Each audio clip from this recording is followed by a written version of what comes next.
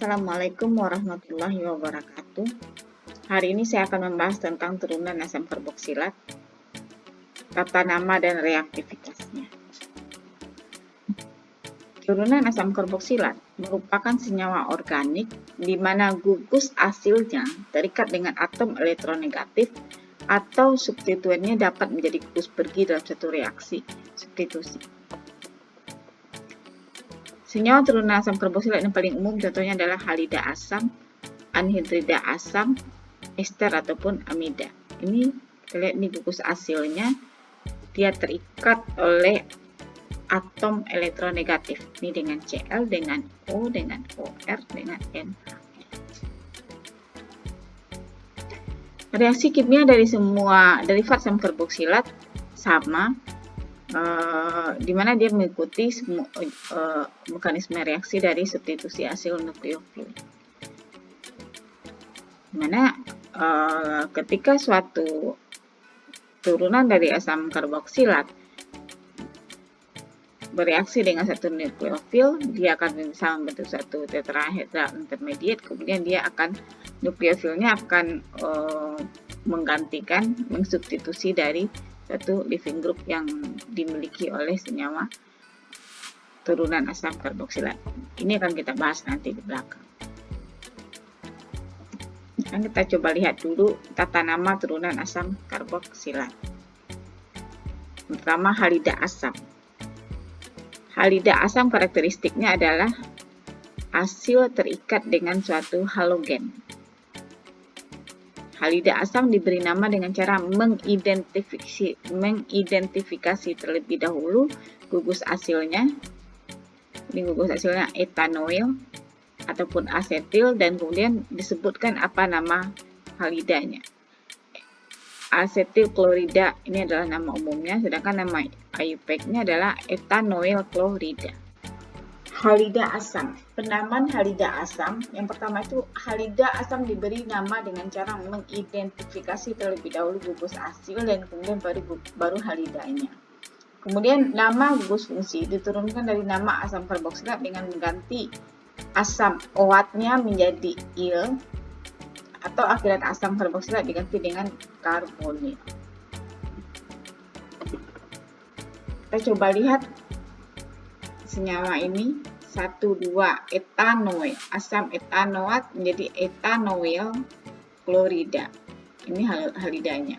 Kemudian 1, 2, 3, 4, 5 pentanoil, kemudian di sini ada cabangnya 3 metilpentanoil bromida.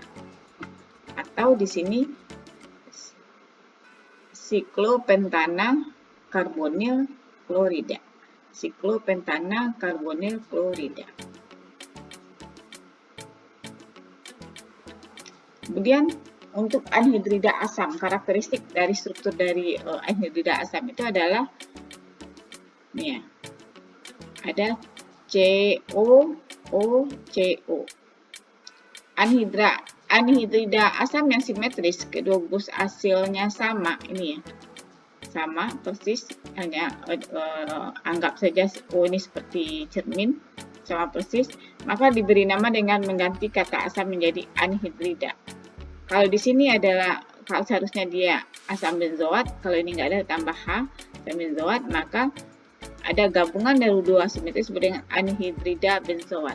Sama juga di sini kalau satunya disebut dengan asam asetat, tapi kalau dia seperti anhidridanya, maka kita tambahkan anhidrida asetat. Untuk anhidrida yang tidak simetris yang dibuat dari dua asam karboksilat yang berbeda diberi nama dengan mengutip dua asam secara alfabet dan kemudian tambahkan kata anhidrida. Ini kan kita tahu ini adalah asetat benzoat. Asetat benzoat berarti A lebih dahulu asetat benzoat, kemudian tambahkan kata anhidrida. Jadi anhidrida asetat benzoat. Sekarang amida. Amida dengan gugus NH2 yang tidak tersubstitusi diberi nama dengan mengganti asam OAT-nya dengan amida atau mengganti akhiran asam karboksilat dengan karboksamida.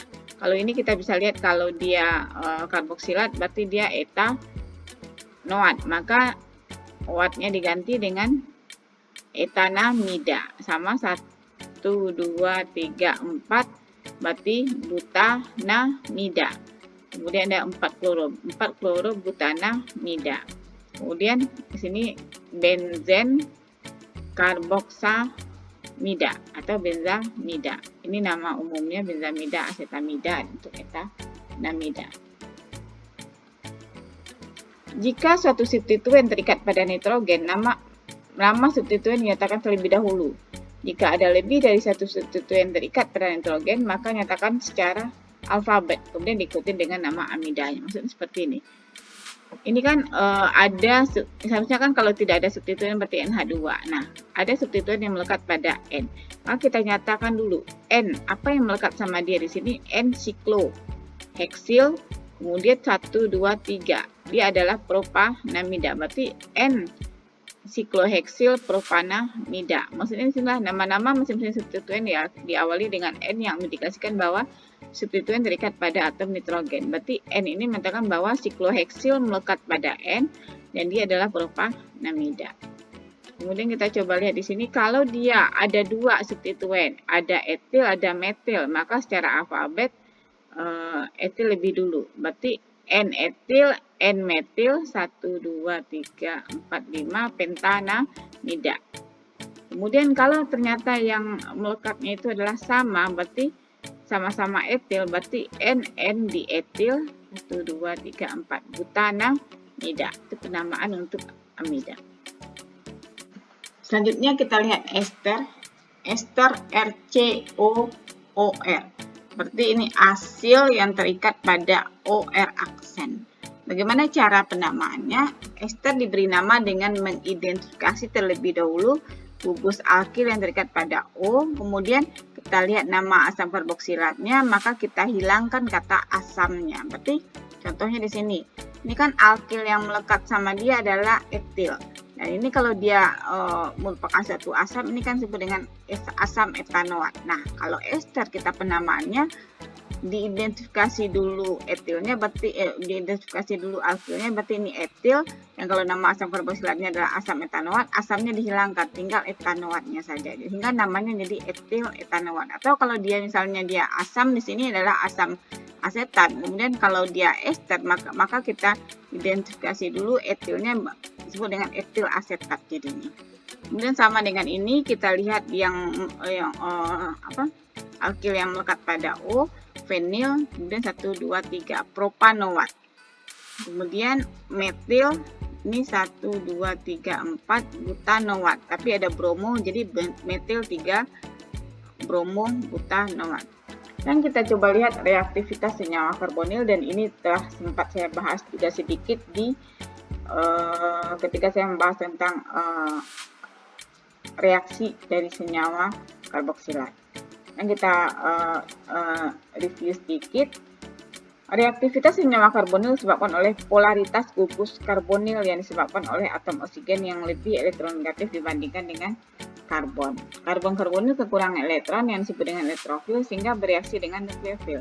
Inti, ini adalah gugus fungsi dari senyawa karbonil ataupun senyawa turunan dari karboksilat, di mana Y-nya ini bisa jadi dia adalah halogen, bisa jadi dia adalah OR misalnya, ataupun NH misalnya, di mana dia menjadi reaktif disebabkan karena dia polaritas dari gugus karbonil yang menyebabkan O bermuatan parsial negatif, C bermuatan parsial positif. Dan karena C bermuatan parsial positif, maka dia mudah bereaksi dengan nukleofil. Polaritas gugus karbonil menyebabkan karbon-karbonil menjadi elektrofil. Oleh karena itu, karena dia elektrofil, maka dia bisa bereaksi dengan nukleofil. Dan oleh karena itu, reaksi yang banyak terjadi pada turunan dari asam karboksilat itu adalah reaksi substitusi asil nukleofilik. Ini reaksi umum dari reaksi substitusi asil nukleofilik, yaitu kan tadi kita sudah bahas bahwa turunan asam karboksilat itu mempunyai muatan positif, parsial positif di C dan parsial negatif di O akibat dari polaritas dari gugus karbonil. Dan kemudian karena dia adalah bisa menjadi elektrofil, maka ketika direaksikan dengan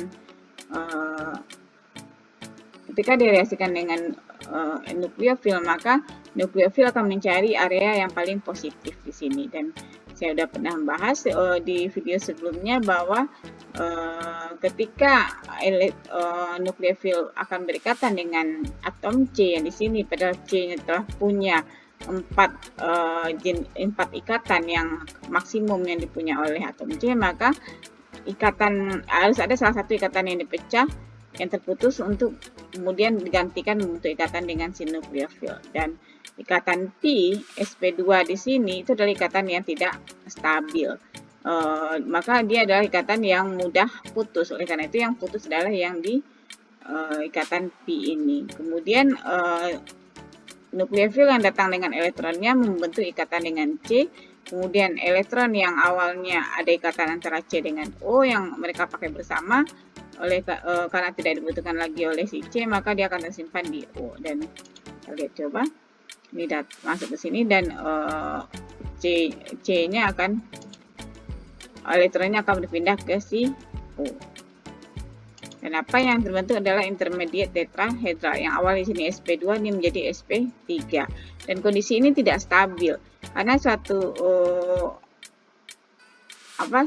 ikatan sigma dari C dengan O. Kalau ada lagi dia C itu terikat dengan atom elektronegatif lainnya, maka dia tidak stabil. Nah, di kondisi seperti ini akan membuat si O ini membentuk ikatan P lagi yang baru. Nah, dengan dia membentuk ikatan P yang baru, maka dia harus ada yang lepas Y atau Z ini. Y ini adalah misalnya leaving group yang pertama yang dimiliki oleh suatu turunan dari karboksilat tadi. Z ini adalah nukleofil yang kita mau reaksikan dengan senyawa turunan asam karboksilat. Dan pilihannya adalah Y atau Z yang akan keluar. Dan kalau misalnya Y yang keluar, maka produknya akan menjadi produk hasil dari reaksi substitusi asil nukleofilik. Itu reaksi umumnya.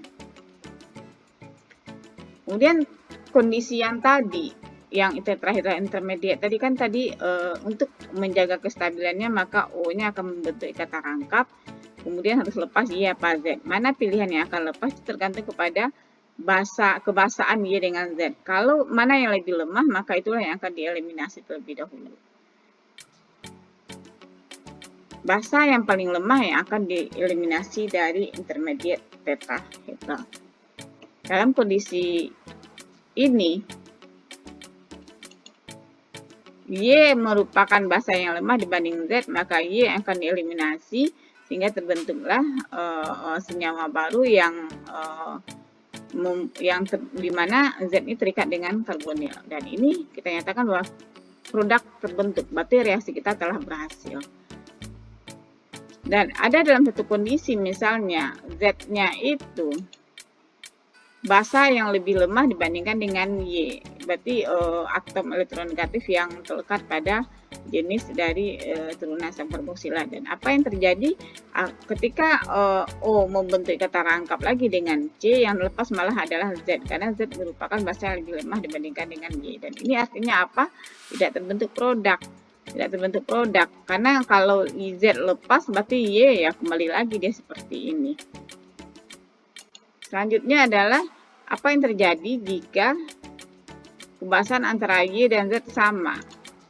Y memiliki kebasan yang sama dengan Z, maka yang terbentuk adalah campuran antara produk dan reaktan. Berarti adalah separuh dia membentuk produk dan separuh dia masih kembali lagi ke reaktan.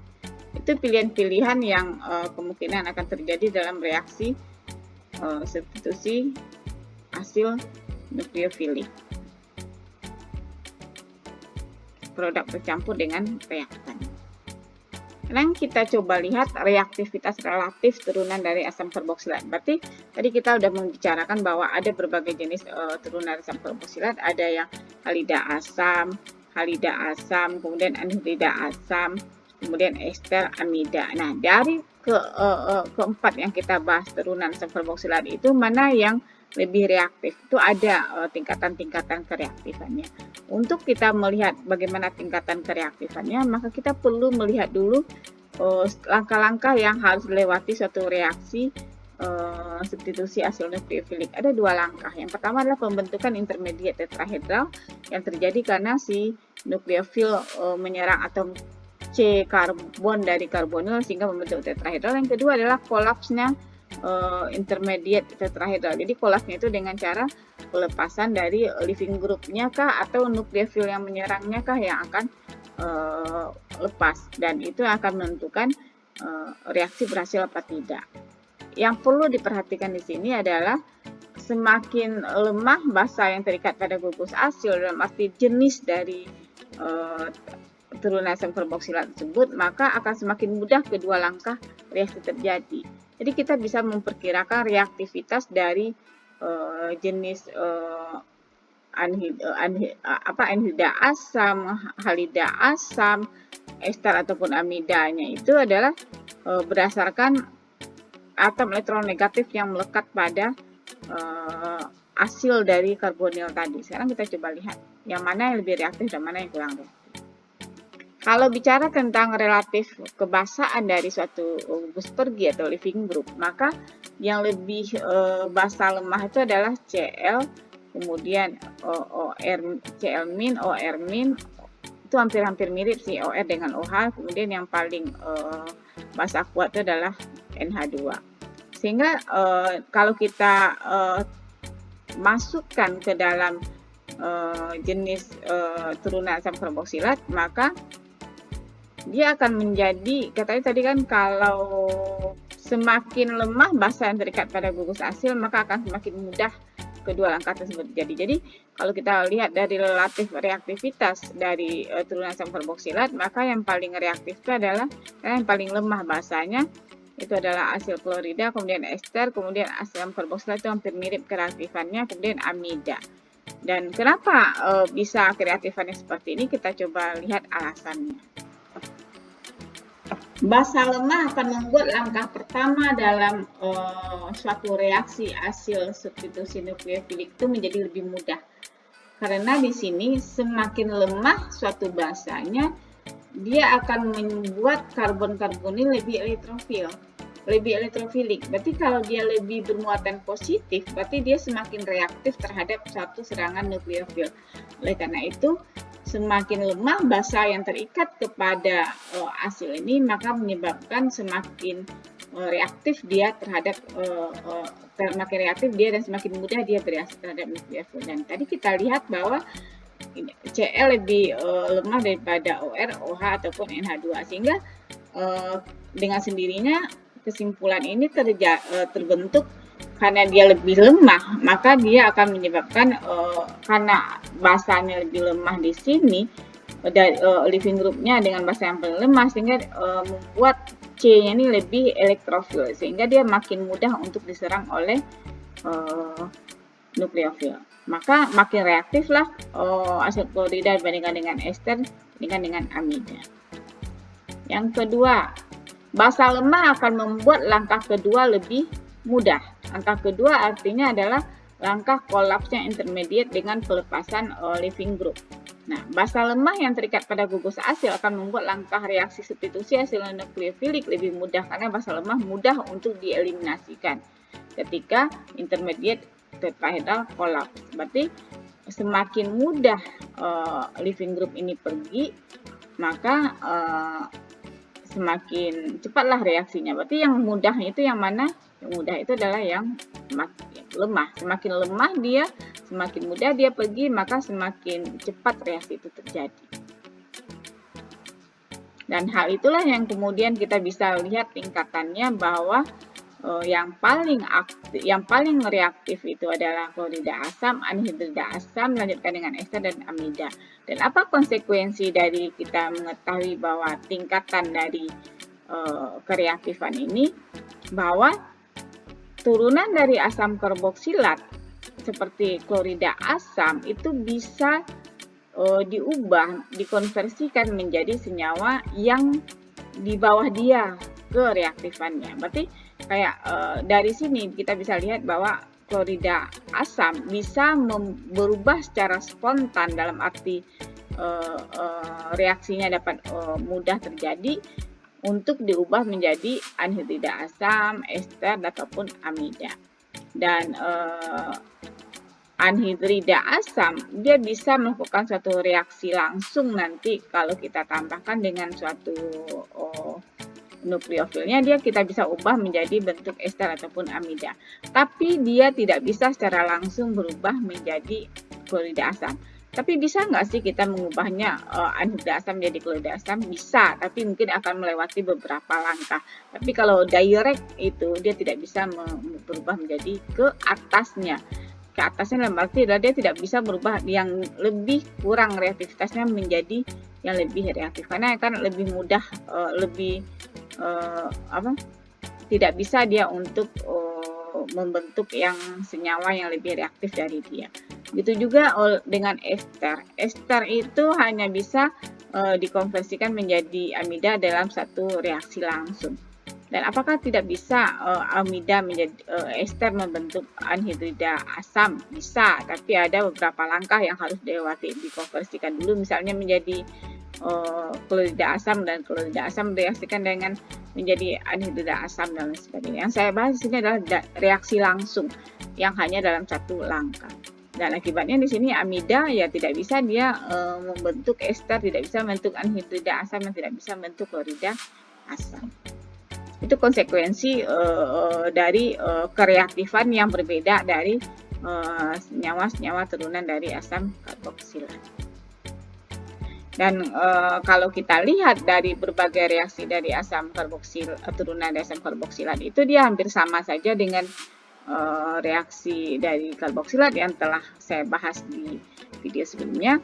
Jadi apapun jenis turunan asam karboksilat, dia akan melewati proses reaksi yang mirip, yang sama. Jadi ketika dia semua turunan asam karboksilat ketika bereaksi dengan suatu H2O, dia akan pasti menghasilkan produknya itu adalah asam karboksilat. Mau ester kah, anhidrida asam kah, klorida asam kah, ketika dia reaksikan dengan H2O, maka dia akan menghasilkan suatu asam karboksilat. Reaksi ini kita sebut dengan reaksi hidrolisis.